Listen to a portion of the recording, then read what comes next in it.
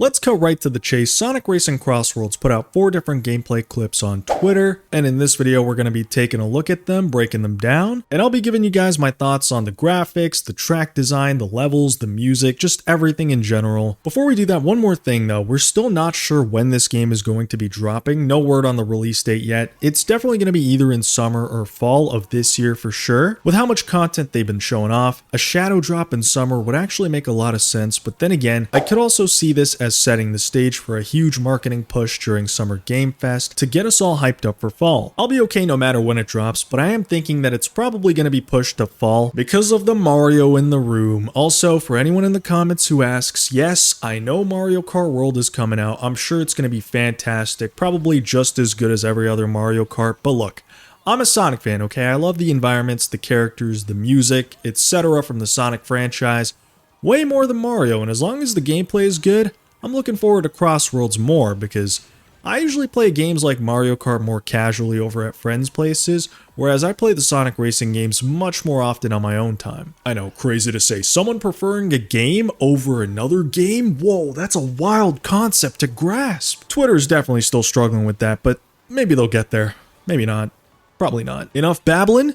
Gameplay time. The first major gameplay tweak comes at us on May 21st. Apatow from Sonic Unleashed will be added as a course in Sonic Racing CrossWorlds. The beautiful country is recreated with its white streets contrasting against the blue sky. There's some buzz around the renowned Sunday Supreme. Wishlist now, racecrossworlds.com. So this one's a main track and it's not a crossworld. It looks exactly like the opening to Windmill Isle Act 2, like beat for beat. The same stairs, the same winding path. The only difference is there's no rail. Then of course it kind of deviates once you get past the stairs, but I think that that was a pretty cool homage. Also, Ian Flynn, references baby. Look at this Ian Flynn guy with all his references. What a nerd. I'm just playing. I'm not sure who's writing for the game actually, but if it is him, I never understood the hate for the guy. You know, like the amount of hate I see for him on Twitter is actually kind of wild. People act like this man killed their dog. Like what? I think he's awesome. So glad he took over after Pontaff.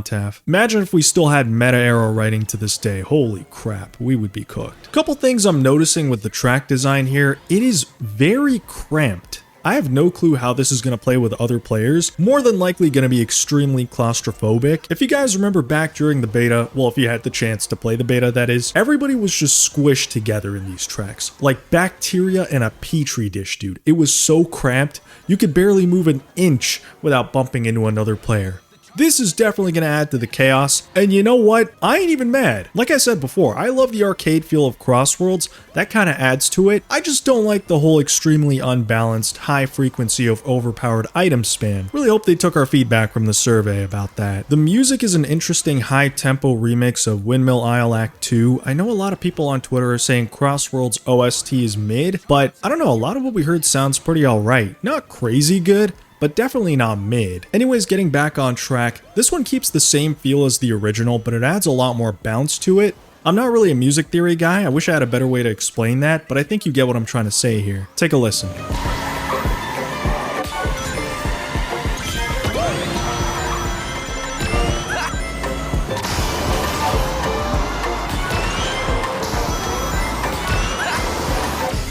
Now, I don't know if this is Twitter compression absolutely murdering the quality, once again going on about how I hate Twitter, but something about this level looks very unsaturated and a little bit dull. I think if this game is far out from release, they should take the time to try to tweak the sun's presence, make it more pronounced, kind of brighten up the area a bit, because as it stands currently, it looks a little bit washed out. Maybe it's an older build, not sure. I'm just pointing this out because the game looked really high quality when I played the beta, so I'm not sure what's going on with the visuals with the pre-release material here. The Chow are still hilariously distracting, like the little gifs dancing up and down. 10 out of 10. I think they should keep this in. Also, hold on. Is that a yacht? Was that always in Windmill Isle? That's pretty cool, actually. I never noticed that. But yeah, that's it for Apatow. Moving on to Holaska. Holaska from Sonic Unleashed will be added as a crossworld. The mystical course is adorned with countless auroras and glowing whales illuminating the night sky. Located at the tip of the northern ice cap, it's the coldest place on Earth. Chilly emoji. Wishlist now, racecrossworlds.com. Alright, so it's once again a crossworld, and oh, damn, that remix goes hard. Listen to this.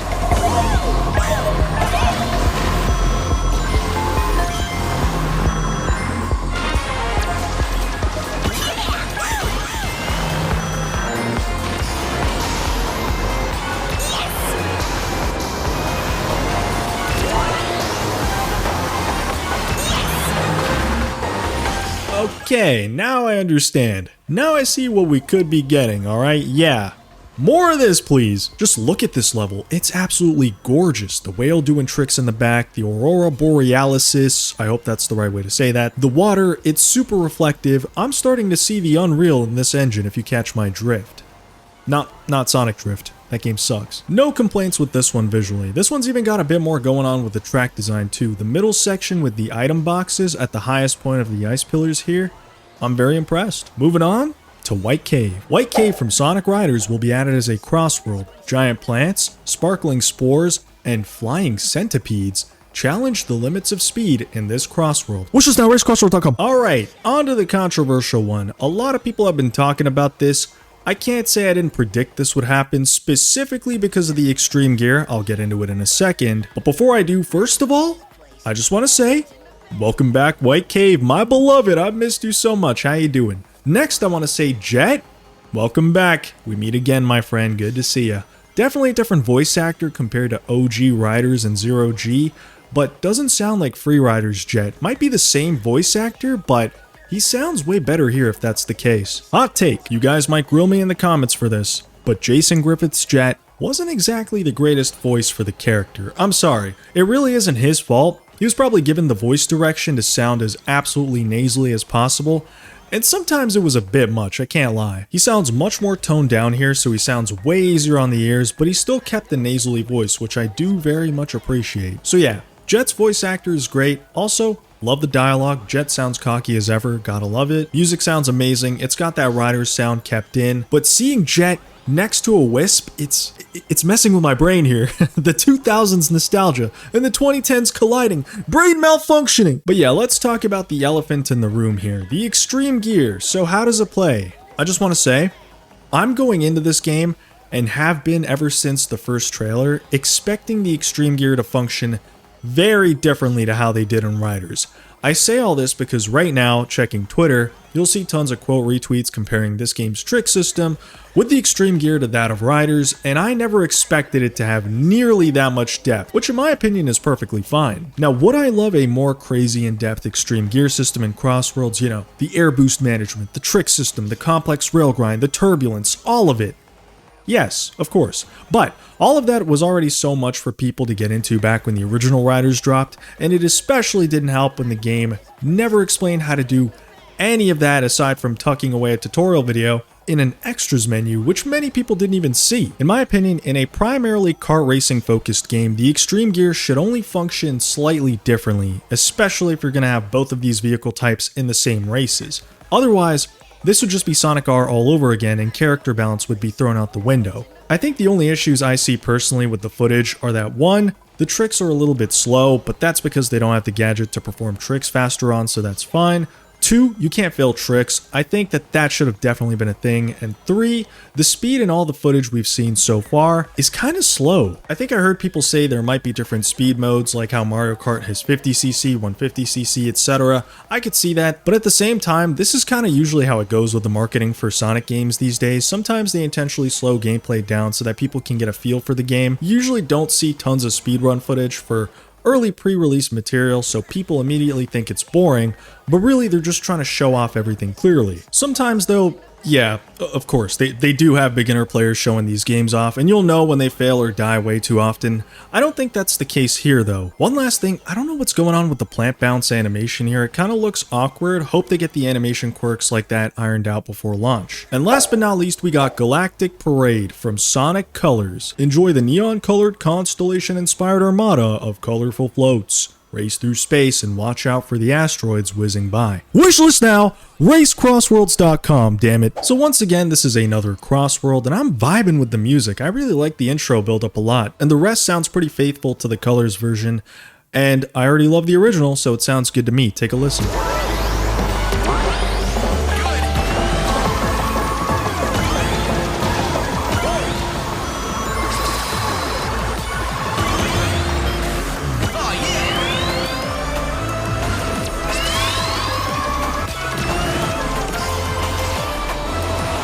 I like that they kept the quick step section from the act with the robots lasering you down. It's much more challenging to avoid here without a quick step, so that is a cool little layer to add to it. I imagine this is going to be even crazier the more players you got in a race, so good luck dodging those. The contrast in this level is pretty gorgeous. I like the flight section with the earth in the back, looks really beautiful, but I don't know, something about the road looks off to me. It's not colorful. It's a little washed out. Maybe it's like the shadows from the floats making it darker here. I don't know, something looks weird. I guess it could always be worse. The bright nightmare that is Colors Ultimate, so there is that. The colors feel so bright, my eyes. Nah, I can't be disrespecting Ultimate, okay? Look, no matter what happens, okay, Colors Ultimate is what put my channel on the map, so I don't even care. Go to game. I did notice the alternate path near the robots too, the yellow path there, it's a good touch. That's about it really, not much more I could say, this one's a solid level. So that's it for all the new tracks. One more thing I want to mention, Izuka is going to be interviewing on June 7th at IGN Live at the Summer Showcase event. He's going to be taking questions, so stay tuned for that. I'm looking forward to CrossWorlds, man. Let me know your thoughts in the comments down below. What do you think of all the levels? Bye. Massive shout out to all the channel members, man. You guys are insane. We got Paxonic Gaming, Mr. Needlemouse, Hashim Ali, Speeder Light, Stifigener, James, Nostalgia Addict, Goku Black, MLM0130, The Tunes Maker, and Neon Flick. If you'd like to become a channel member, be sure to hit that join button, and I'll see you guys in the next one.